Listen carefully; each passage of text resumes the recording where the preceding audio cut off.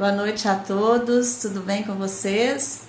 Então, hoje nós temos um convidado muito especial, que é o professor Rodolfo Pamplona, e ele vem conversar conosco sobre o desequilíbrio contratual superveniente. E aqui, concluindo o nosso tema, né, nós escrevemos o seguinte: quais os caminhos jurídicos possíveis para uma justiça contratual? Então é esse o tema que nós temos hoje para poder conversar, é o nosso desafio, uma temática que, conforme vocês podem perceber, está na ordem do dia, não é isso?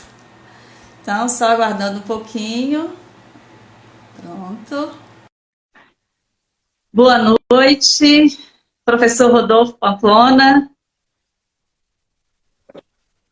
Boa noite, seja muito bem-vindo. Boa noite, professora Cláudia. Como vai? Tudo bem?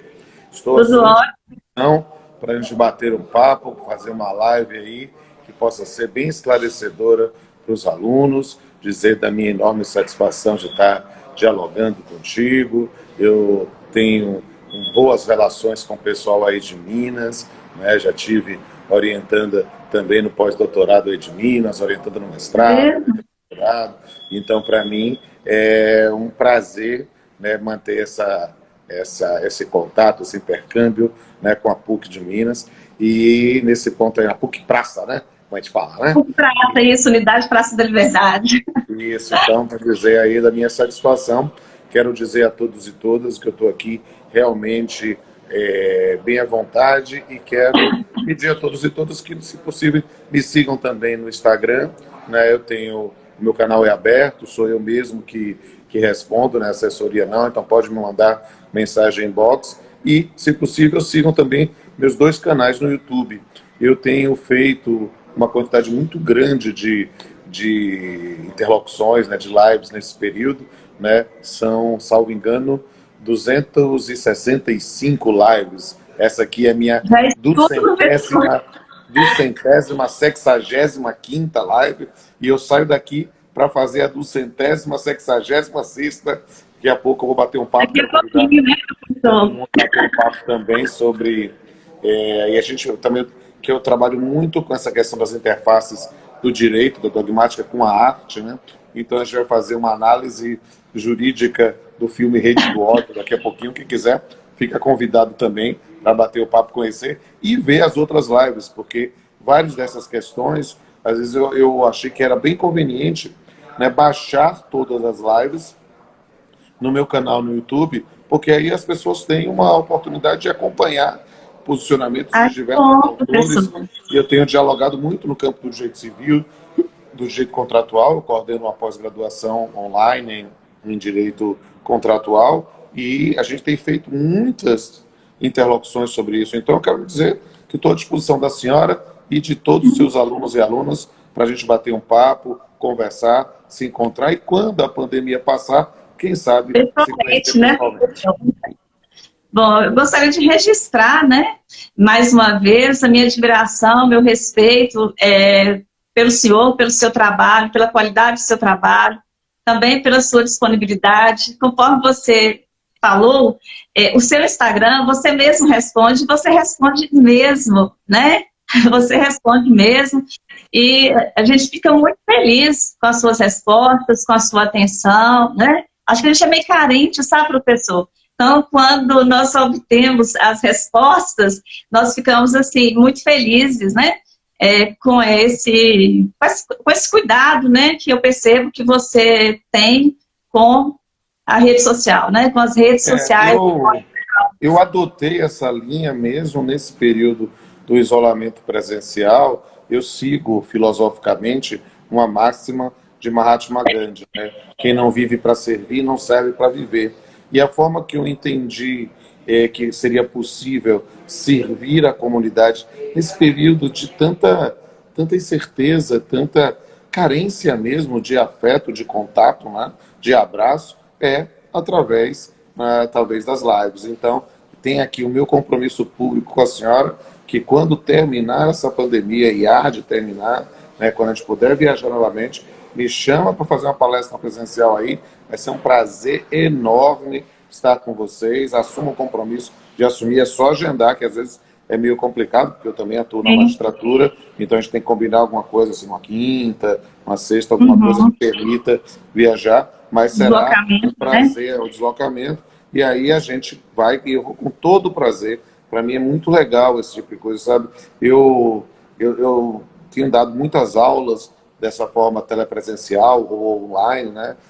E é interessante isso, né? Porque no passado eu só adotava a aula presencial, mas aí eu passei a lidar com o mundo online, o mundo telepresencial, né? Ao vivo, mas pela transmissão, e é um mundo que abre horizontes mesmo. A gente passa a dialogar com Muito. pessoas de vários cantos do país, mas é muito legal quando, tendo esse contato online ou telepresencial, quando eu tenho a oportunidade de ir na cidade, fazer uma palestra, de conhecer as pessoas, é muito legal, sabe? A gente toma um café, faz um selfie, Nossa, pão de queijo faz aqui, professor.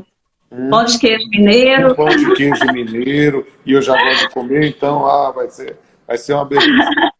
Vai ser ótimo, então, né? Então, é uma alegria. O professor Rodolfo Pamplona, como todos que estão aqui sabem, né? É juiz do trabalho, é doutor em Direito, professor do mestrado, professor da graduação, do doutorado. E, como ele disse, ele tem dois canais no YouTube. E eu gosto muito dos blogs também. O professor Rodolfo tem um blog de poesias, né? E eu não tenho a sensibilidade dele para a escrita, mas eu acho que eu tenho a sensibilidade para poder perceber, né, os sentimentos que são colocados ali. E eu fiquei fã, assim, né? Logo que eu tive a oportunidade de ler seus escritos, todos de um modo geral, porque a parte do direito a gente já conhecia, né? Já sabia de toda a qualidade. Mas eu realmente não sabia, né, dessa sua dedicação às artes e aqui destacando a poesia. E um Eu dia costumo desse, eu dizer que a assisti vida uma só tem live. graça com arte e filosofia. E a poesia é minha forma de expressar tanto a minha arte quanto a minha filosofia fora do campo dogmático do direito. Isso é muito bacana, viu? Parabenizo. Você tem algo de gênio, né, professor? Porque para dar conta de tudo isso, Não tem nada, é só fazer uma coisa, como vocês mineiros falam, é só fazer uma coisinha, um tantinho daqui, tantinho dali, faz um atrás do outro e a gente consegue fazer. fazer, né? Ter uma organização, disciplina, né? Que a gente consegue levar a efeito, né? Mas, enfim, professor Rodolfo, o tema por nós escolhido, né? Que nós vamos trabalhar hoje, é um tema que, desde o início da pandemia, ele tem causado, né, diversos debates na sociedade. Nós, como professores, né, o senhor, como juiz, principalmente, ainda que da Justiça do Trabalho, mas questões relacionadas aos contratos, por óbvio, chegam lá também, né, para poder serem apreciadas, serem discutidas. Então, nesse momento, assim, que a pandemia, ela atingiu a todos, nós tivemos um discurso inicial de que a pandemia ela teria atingido de maneira democrática as pessoas. Então, essa forma, né, esse pensamento talvez um pouco, como é que eu posso chamar? Na verdade, é romântico, talvez, não sei se eu poderia dizer assim, se falando em romântico, eu também estou sendo injusta, né? Porque sob o aspecto econômico e sob o aspecto social, certamente o impacto da pandemia, ele não teve as mesmas consequências, né? Ele não repercutiu, não recaiu da mesma forma sobre as pessoas, né? Talvez nós possamos falar de uma democracia do vírus no sentido de que realmente o vírus, nós não conseguimos, né, precisar quem ele irá atingir. Nós temos mecanismos de cuidado que nós devemos tomar, todas essas questões que nós sabemos, né? Mas a forma, os impactos do vírus na vida de cada uma das pessoas é diferente. E a Contratualmente gente pode falando, analisar isso poeticamente, dizendo que ele é democrático no sentido de estarmos todos na mesma tempestade, mas não estamos todos no mesmo barco. E por isso, os efeitos da tempestade para cada um de nós será diferente em função da capacidade da embarcação em que estamos. Nossa, perfeito, professor. Perfeita a sua colocação. Então, nesse sentido, alguns contratos nós sabemos que eles foram impactados, né, duramente, em razão da pandemia, mas outros contratos, eles não sofreram nenhum impacto negativo, né, com a pandemia. Outras situações, inclusive, geraram contratos muito bons para outras pessoas, né? A depender do tipo de atividade que estavam desenvolvendo, eles tiveram, inclusive, um aumento na atividade que eles desenvolveram e, com isso, no próprio contrato, né? Então, eu gostaria, sim, que você pudesse começar a falar para a gente, talvez escolher aí um modelo contratual mesmo, com contrato de locação, que foi muito discutido, né? Locações comerciais, depois as locações residenciais, mesmo os contratos de prestação de serviços, como é o nosso caso, né, prestação de serviços educacionais, só para a gente poder falar também para os nossos alunos, a questão do desequilíbrio contratual superveniente, né? Está lá no plano da eficácia, né? Começar um pouquinho. Eu acho que isso é muito importante, e acho que pensando nesse corte epistemológico de um desequilíbrio contratual superveniente, a gente já tem aqui uma delimitação que precisa explicitar, independentemente da modalidade contratual que nós estamos tratando. Porque, na verdade, nós não estamos tratando de contratos instantâneos, mas sim contratos de trato sucessivo. Perceba que uma situação de um contrato instantâneo, como uma compra e venda de um bem imóvel, ou uma doação, essas modalidades contratuais, elas não são, vírgula, a priori, vírgula, afetadas. Mas os contratos que têm um trato sucessivo, ou pelo menos que tenham prestações diferidas no tempo para o cumprimento, ou seja, uma pode ser a entrega imediata, mas ou pagamento em prestações, ou do gênero, isso vai gerar potencialmente uma discussão sobre a modificação superveniente das situações de fato que ensejaram a equação econômica, o equilíbrio contratual. E essa é uma matéria, minha querida Cláudia, que a gente precisa explicar com um pouco mais devagar. Se me permite refletir profundamente sobre isso e de forma bem crítica, eu tenho visto, na verdade, uma postura simplista em relação à interpretação e à aplicação da justiça contratual em matéria de modificações supervenientes. Por que eu digo simplista? Porque as pessoas acabam, e essa é uma crítica comum no meu magistério, né? As pessoas acabam aplicando o que eu chamo de direito Harry Potter. O que é o direito Harry Potter? Em vez de estudar direito, estudar a defesa da arte das trevas em Hogwarts. Né? Em vez de nós pensarmos no amadurecimento dos institutos e de um estudo efetivo calcado no caso, nós queremos aprender palavras mágicas. E por quê?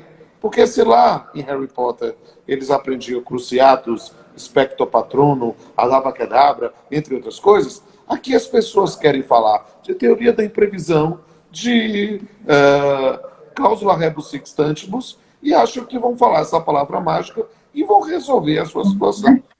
Isso é algo que a gente precisa entender, e é um investimento disso, é um esforço que devemos ter com os nossos alunos, justamente para compreender que direito, definitivamente, não precisa ser sisudo, direito não precisa ser mal amado, mas direito precisa ser sério, precisa ser levado com seriedade. Seriedade não quer dizer que eu não posso fazer uma brincadeirinha ou fazer uma metáfora heterodoxa, mas é preciso compreender isso.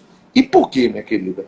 Porque como é que nós temos visto, por exemplo, e a sua observação pertinentíssima, nos contratos de prestação de serviços educacionais, ou, vamos pensar, para perceber, e eu sou um professor que gosto das teorias gerais, eu acho que a gente compreender bem a teoria geral, ela, na verdade, nos permite, se ela tem ânimos de generalidade, né, ela tem, nesse ponto, pode ser aplicada para qualquer modalidade contratual, seja para contrato de prestação de serviços educacionais, seja para o contrato de locação, seja para um contrato de compra e venda com prestação diferida no tempo, no que diz respeito ao pagamento. Então, a lógica é mais importante. O que é que as pessoas hoje não têm investido nessa análise crítica? E a verdade seja dita, no estudo, porque a gente vive uma cultura fast food, a pessoa quer a resposta rapidinho, né? Achou no Google e resolveu, né? Ou pega um modelinho. Tem uma pesquisa, né? Exato. E aí a pessoa acha que vai responder em 2 tempos. São as palavras mágicas. E, na verdade, por isso que às vezes eu resisto a essa visão que me parece simplista das pessoas. Não, vamos acabar com as teorias gerais. Vamos ver só o caso concreto. Está errado isso. O caso concreto é importantíssimo, mas para que a gente consiga dissecá-lo o suficiente para ver que parte da teoria que vai ser aplicável. A teoria não é ruim e a teoria não está superada. O que é que as pessoas não têm? Tempo, paciência, né, e esforço para poder aplicar. Por que eu fiz todo esse aparente sermão? Não é nenhuma missão de sermão, não. É, na verdade, uma exortação, uma noção do estímulo. Eu costumo dizer a todos os meus alunos e alunas, de, olha, eu acredito no estudo. Eu não tive pai rico, eu não tive alguém que me protegesse ou me apadrinhasse. Não, fui no estudo. Isso aconteceu comigo, pode acontecer com cada um de vocês. Então direcione, porque o estudo é a forma de emancipação. Feito esse estímulo, o que é que eu quero mostrar para os colegas sobre a noção da base teórica sobre essa questão? E por quê? Vamos mostrar os problemas. As pessoas hoje estão ajuizando ações contra a instituição educacional ou contra locadores para discutir, não, preciso ter um desconto por causa da pandemia, porque a situação está complicada e porque agora não vocês não têm condições. E a gente tem visto, às vezes, uma exortação em função, naturalmente, da vulnerabilidade dos consumidores, né, ao Ministério Público, e o Ministério Público começa a querer ajuizar ação civil pública para poder fazer isso, buscando, às vezes, uma resposta linear para uma questão que não é linear. E é este o problema dessas, para usar uma expressão também heterodoxa, né? Essas soluções preta-por-ter, essa solução que o indivíduo olha, não, vamos fazer isso, a gente vai conseguir um desconto de 10%, 20%. Isso soa como... aqui na Bahia, eu uso a expressão que é jogar o barro na parede para ver se cola, se for cimento. Né? O cara vê, não, eu já tenho, então vou tentar. Sabe? E isso é a decadência do estudo do direito. Porque fica refém de um voluntarismo da magistratura ou do Ministério Público e gerando frustrações quando o indivíduo não acolhe a visão. Que absurdo, não sei o que.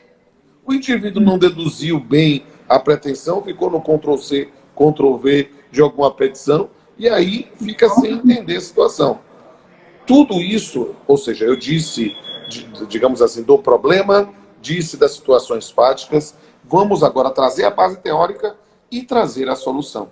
O que a gente precisa compreender em temas de justiça contratual e situações? Foi ótimo o corte que a senhora colocou para a exposição. Tem mérito todo da professora Cláudia, viu? Eu só sou convidado. Ela me provocou e está provocando de uma forma excelente. Quando a gente fala de modificações supervenientes, é preciso entender a lógica. Qualquer relação contratual, ela está calcada, no momento de sua celebração, em uma equação econômica. A lógica é essa. Quando nós viver era um risco e contrair contratos também, né? Celebrar contratos, né? Assumir obrigações é um risco. E esses riscos, eles são assumidos por quem contrata. Ou seja, todo indivíduo, seja contratante ou contratado, para ficar esse ponto, para não entrar no campo das vulnerabilidades, né? Em qualquer da disposição, quando ele assume uma relação contratual, ele assume riscos. E esses riscos fazem parte da equação econômica assumido na contratação. E se o indivíduo vem à bancarrota, se o indivíduo tem algum problema de natureza econômica e não consegue assumir, não consegue cumprir as obrigações, a questão é essa, azeite, o problema dele. Ele vai ter que responder com o seu patrimônio, porque ele assumiu esse risco. E essa é a base do sistema ocidental das relações contratuais. É nessa base mesmo que está calcado o princípio tradicional, né, de origem romana, do pacta sunt servanda, que o contrato é feito para ser cumprido. E as pessoas assumem os seus riscos ao assumirem relações contratuais. Ponto e vírgula. Aí o que é que o indivíduo precisa entender? Que a lógica do contrato, do pacta sunt servanda, como princípio tradicional das relações contratuais, é, nessa linha, algo que precisa ser entendido como princípio, como base do sistema. Mas o fato de ser princípio não quer dizer que seja dogma. Na verdade, é algo que comporta, sim, situações de flexibilizações e de relativizações, mas em função do próprio sentido. E aí, sim, eu ainda estou na base teórica, né? A gente precisa entender no começo do século XX, no pós-guerra, pós-Primeira Guerra, no famosa situação da Lei Fayot, né? que remontando a uma origem romana, né? Vai dizer, olha, é preciso entender que a relação contratual ela tem uma equação econômica que deve ser observada. O contrato ele tem de ser cumprido como se contém. Mas se houver uma modificação superveniente, absolutamente inesperada, que não se poderia entender como assumida, uma assunção de riscos, um gerenciamento de riscos no momento da contratação, é possível, sim, retirar essa força obrigatória sem negar o princípio. Essa foi a lógica da Lei Fayot. Muito interessante, né? Essa é a lógica daquilo que nós chamamos de teoria da imprevisão. A teoria da imprevisão é essa base teórica calcada numa equação econômica, que vai dizer que todo contrato que é de trato sucessivo, né, tem em si uma cláusula implícita, que é a cláusula rebus sic stantibus. A ideia de que pacta sunt servanda, rebus sic stantibus. Em bom português, o contrato se cumpre como se contém, enquanto as coisas continuam da mesma forma.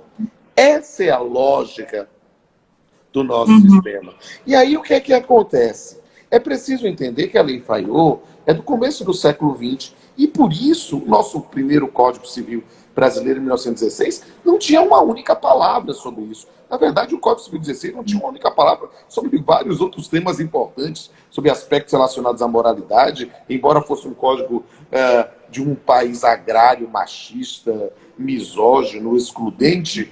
Ele, moral, no Código Civil 16, era só os bons costumes como forma de restrição à liberdade feminina, dos menores, dos grupos vulneráveis em geral. Na verdade, nós tínhamos um código que era absolutamente estático. E dentro dessa perspectiva, é interessante destacar que ele não podia falar nada sobre teoria da imprevisão. Historicamente, não teríamos dentro dessa linha. E aí, o que é que aconteceu? A relação jurídica obrigacional ela era a mesma, né? Exato. Nós tínhamos a regra do nominalismo, né? Inclusive no cumprimento do contrato. Não havia uma única palavra sobre correção monetária. Eu ensino isso para os meus alunos logo no começo do curso. Eu digo, gente, presta atenção que correção monetária hoje para nós, tão importante, tanto é algo que foi construída jurisprudencialmente, justamente por força da teoria da imprevisão. né? A senhora é bem mais jovem do que eu. E Toda... aí, aprenda uma coisa, professora. Os homens envelhecem, as mulheres se aperfeiçoam. Então, eu sou bem mais Você velho que a senhora, devo ter idade de ser seu pai. E aí, o que é que eu vou lhe dizer? Né? Mas a senhora deve ter ouvido falar que os contratos, principalmente os contratos de locação, antes das grandes mudanças do lei do inquilinato dos anos 90, né? O que é 80 e 90? O que acontecia? Era no nominalismo. Então havia relações contratuais locatícias que não valia mais a pena nem mexer, porque o valor que era pago não respaldava a própria prestação. E isso foi algo que originou, né, nos anos 60, justamente a construção da teoria da correção monetária. Que as primeiras leis de correção monetária no Brasil vão ser dessa época, lá época da ditadura mesmo, né, trazendo essa previsão como algo que a gente, em aula de IED, não sei se ainda usa essa matéria, esse nome IED como Introdução do Direito, ou TGD, Teoria Geral do Direito, eu costumo dizer que correção monetária foi um caso típico de jurisprudência preterlegem, ou seja, uma jurisprudência antes da lei. Ela não era contrária à lei, ela foi antes da lei a iluminar a construção normativa. E justamente com base na teoria da imprevisão. E quando é que a teoria da imprevisão... Claro que a gente tem uma parte aqui para falar do Código de Defesa do Consumidor em 94, naturalmente, com todo o sistema, é um dos códigos, talvez, o código mais avançado do país, sem sombra de dúvida. Mas como é que a correção monetária, como é que a teoria da imprevisão vai entrar na codificação civil vigente? Olha só que coisa interessante. Você procura lá, teoria da imprevisão no Google, né? Procura lá no buscador lá do seu navegador, não vai achar. Ela entra com um outro nome, mas é um nome bastante didático para compreender um pouco isso e fazer com que as pessoas acordem um pouco para essas distorções que a senhora já diagnosticou, né? A senhora levantou a bola para cortar. Então já estou jogando bola. Que ótimo. Então, o que acontece? Né? Nós temos lá a situação, né, e a expressão foi utilizada como resolução por onerosidade excessiva. Perceba, meus amigos e minhas amigas que estão acompanhando aqui, resolução é modalidade de extinção. Qual o princípio fundamental do direito dos contratos juntamente com a liberdade contratual? O pacta sunt servanda. O contrato é feito para ser cumprido. Só que se houver uma modificação superveniente das relações contratuais, isso vai servir naturalmente os contratos de locação para prestação de serviços educacionais, qualquer outra modalidade, né? Houve uma modificação superveniente, imprevisível. Ora, nesse ponto, você estaria autorizado não a descumprir o contrato, mas a extinguir o contrato justamente por uma onerosidade excessiva que violentava a equação econômica original. Só que, e aí é o momento em que as pessoas se atrapalham. Vou usar uma expressão meio mineira. Acho que mineiro, eu fui juiz em Teixeira de Freitas, que é no extremo sul da Bahia, era muito próximo de Minas. Aí, quem nunca comeu melaço quando come silambuza, né? Silambuza. Então, o que aconteceu, né?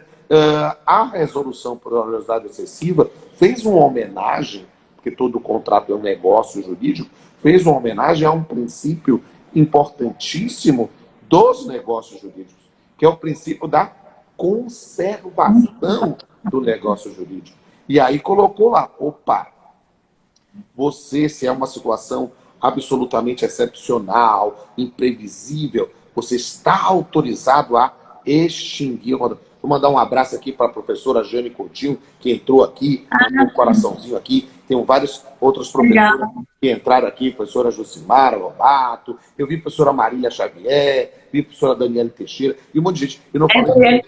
Tem muita gente boa aqui assistindo, a senhora está muito prestigiada.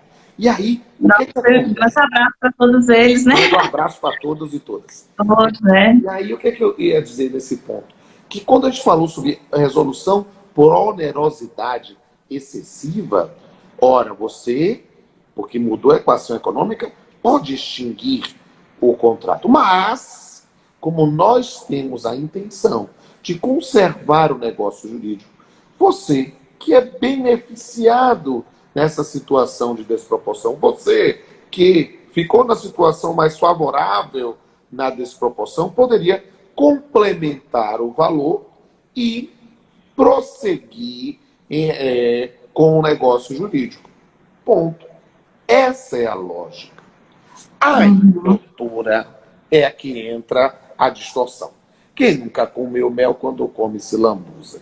E um pouco, digamos assim, influenciado pelo CDC, que, como eu disse, é o diploma, a lei brasileira mais avançada, talvez mais inovadora do século XX. Mas, olha que coisa interessante. Uma outra perspectiva, né? Olha que coisa. As pessoas, como colocou lá como direito do consumidor a revisão contratual, as pessoas começam a achar que você pode fazer uma relação contratual e não tô mudando, quero mudar isso aqui. Peraí, rapaz. Respira. Porque é preciso entender que a relação contratual é feita para ser cumprida. Fazendo aqui uma nota de rodapé enorme nessa live, mas para entender as distorções sobre o mau uso da revisão contratual, a gente teve muito isso no Brasil em contratos de financiamento de veículo. O indivíduo fazia o contrato de financiamento e no mês seguinte já estava ajuizando a ação, dizendo que eu quero a revisão contratual. É claro que a gente precisa combater o abuso de poder econômico, mas aí já é quase um abuso do consumidor, né? Em achar que poderia, através de uma atuação pelo sistema consumerista, mudar a seu bel prazer. E aí não tem equação econômica. Né, professor? E afrontando a boa-fé objetiva. Afrontando a boa-fé objetiva. E aí o que é interessante compreender sobre essa questão? Porque aí a senhora já dá a entender como é que vai a minha linha. Ora, a teoria da imprevisão é algo que é fundamental e para ser compreendida num sistema de justiça contratual, não há a menor sombra pálida de dúvida. Mas é preciso entender que a lógica é reequacionar, readequar a equação econômica. E aí o que é que acontece?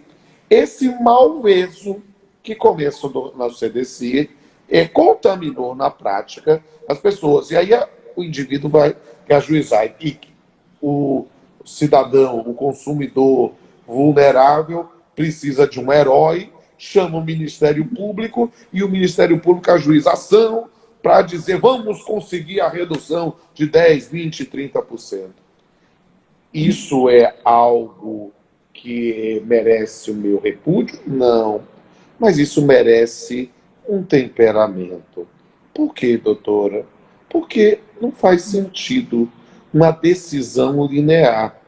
Porque nesse período, vamos explicar isso daqui a pouquinho, só para dizer o óbvio, eu preciso explicitar o óbvio.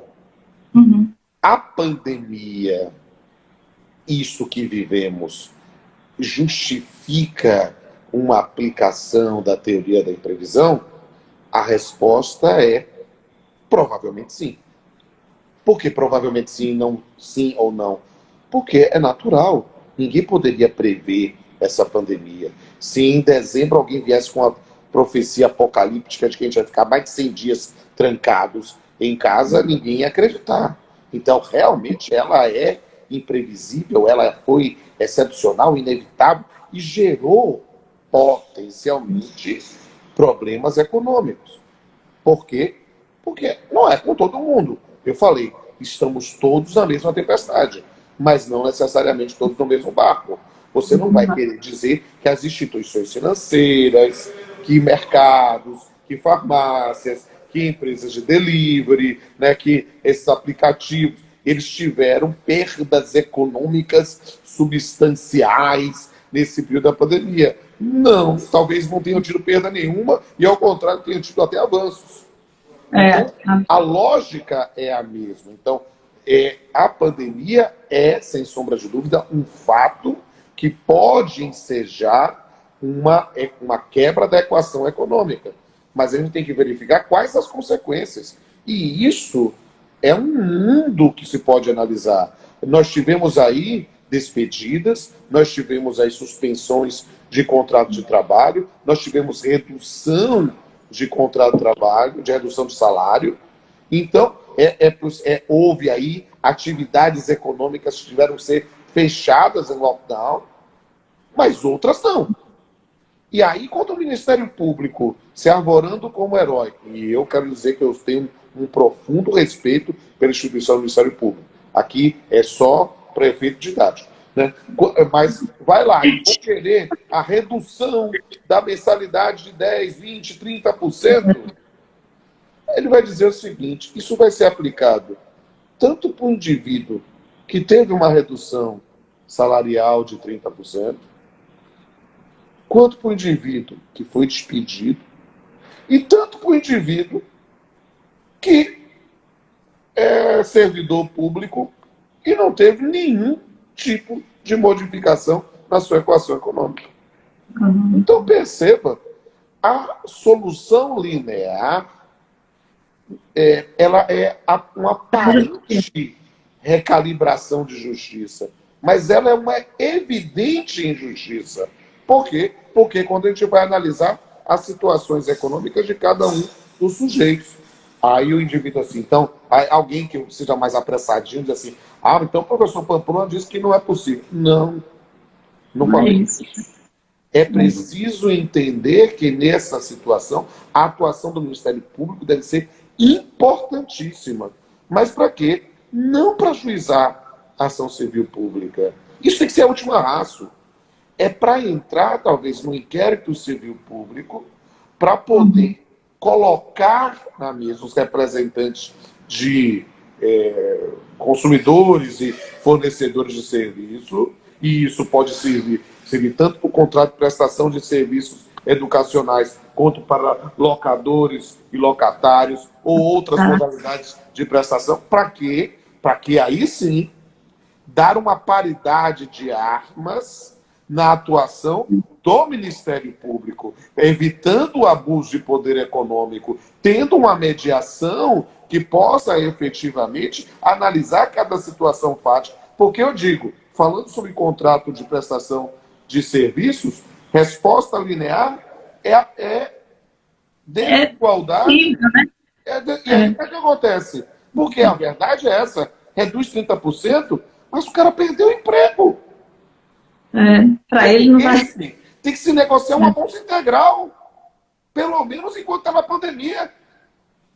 Agora, o indivíduo que não teve, lá nós vamos verificar, houve alguma modificação na prestação dos serviços, houve aí uma queda de algum tipo, está deixando de prestar, ou mudou o formato, deixou de ser presencial, mas está sendo online, está sendo telepresencial, quer discutir isso? Ótimo. Não, eu não estou satisfeito com isso. Então, tudo bem, encerra o contrato, vai para outra instituição. Mas perceba, é preciso analisar esse elemento e aí sim, com espaço para um... E aí uma palavra que eu gosto muito da contemporaneidade.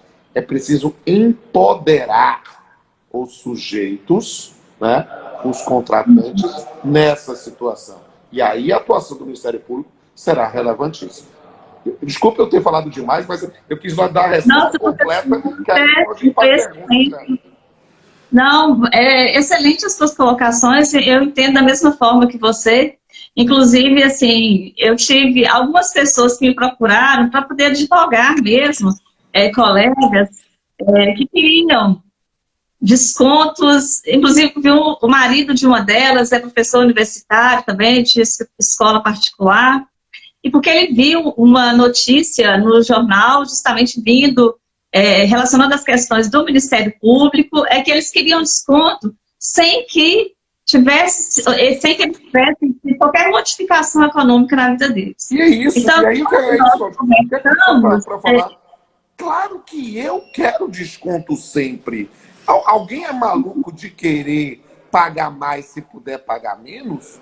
Mas perceba, isso é negociação, isso não é justiça contratual. Se eu não tive nenhum elemento objetivo, né?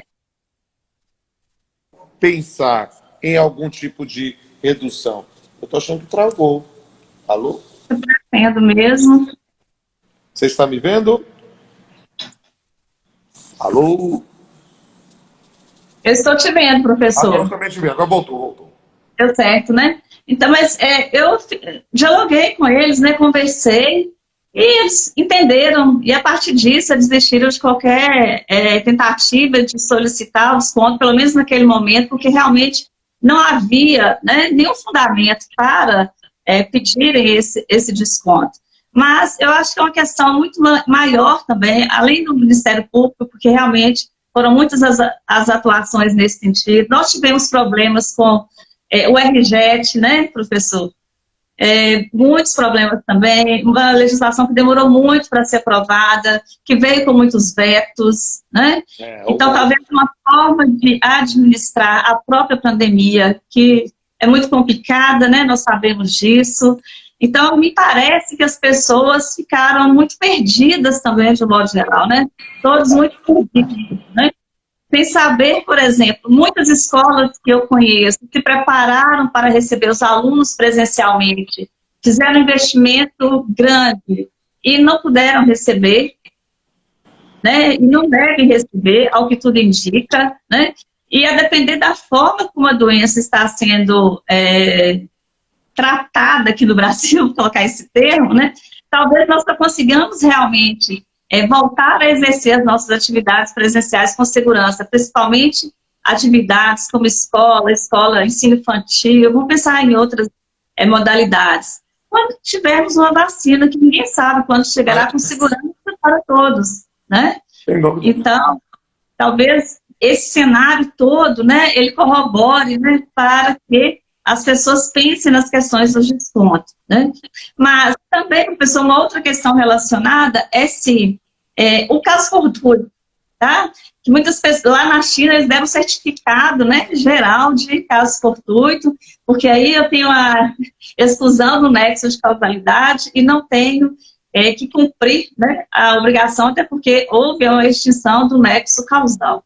E é uma outra questão que me parece que já foi superada, assim, de um entendimento de que, né, caso fortuito para tudo. Pandemia é caso fortuito, então vamos extinguir a relação jurídica obrigacional sem que haja necessidade de cumprimento, né, sem que haja qualquer penalidade, né. Perfeito, aí sim, perfeito. Até aproveitando uma pergunta do pessoal dos comentários aqui, é isso. Aí, por exemplo, se você tem lá um determinado contrato de transporte escolar, né, e esse contrato de transporte escolar não poderá ser executado, esse contrato vai poder ser extinto sem pagamento de qualquer tipo de indenização. Por quê? Porque aí nós temos a situação efetivamente de extinção de uma relação contratual que não tem como ser executado. É diferente do contrato de locação, em que o indivíduo continua tendo acesso ao bem. Ou seja, ele quer extinguir o contrato, ele pode. Agora, ele quer continuar tendo o bem e quer um desconto simplesmente porque todo mundo quer pagar menos, aí é diferente. Com certeza. Inclusive, assim, com relação ao exemplo que você deu, que foi perfeito, né, dos transportes escolar, porque você tem uma legislação do poder público, ele foi lá, tem um decreto falando que não pode, essa atividade está suspensa, ela não pode ser exercida, né? É completamente diferente, né? Outras pessoas, mas algo assim que talvez que talvez precise de uma discussão maior com relação à teoria da imprevisão. Aliás, talvez nem precise tanto, haja vista que nós já temos várias doutrinas nesse sentido. A questão do enriquecimento, né, da vantagem, ele já tem enunciados, né, nesse sentido.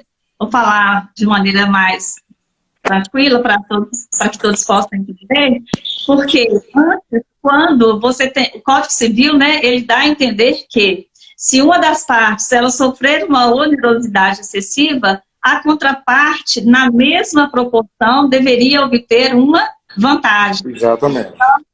Muitos falaram, essa teoria ela é impossível de ser aplicada, né? Não tem qualquer, né, não consigo aplicar essa teoria em razão disso. Mas aí as interpretações da doutrina, né, me falam, não, essa questão da vantagem correspondente, ela é um elemento acidental, ou seja, na prática pode ocorrer, como também pode não ocorrer. Mas para além dessa possibilidade, professor, de revisão judicial dos contratos ou resolução, me parece que as pessoas elas devem procurar, né, estabelecer acordos sem que precisem chegar, inclusive, ao judiciário. Claro.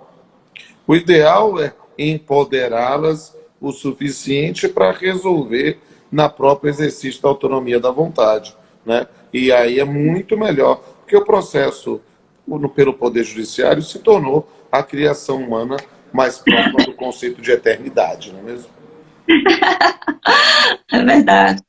Inclusive, assim, pode trazer muito mais ônus para as partes, né? Muito mais dificuldades. Verdade. E me parece que ninguém conhece um contratante melhor que o outro, né? Exatamente. Mas nós temos uma cultura do judiciário, de que é o juiz que resolve, né? De que se não estiverem as partes... Nós temos aí uma questão cultural. As pessoas ainda querem muito essa coisa do juiz, e isso gera, talvez, essa resistência cultural tão grande, às vezes, para a arbitragem, né? Como se o árbitro fosse necessariamente alguém que ia decidir de forma mais injusta do que o juiz. Não, hoje o Poder Judiciário tem o privilégio de julgar mal por último. A verdade é essa. Porque ninguém garante. Se eu achasse, se eu tivesse a arrogância de achar que todas as minhas decisões fizeram justiça, eu não teria feito concurso para juiz, eu teria feito concurso para Deus, e eu não sou isso, né? Definitivamente não sou. O que me permite dormir é o ônus da prova, né? Eu tenho que decidir de acordo com o ônus da prova, dentro da técnica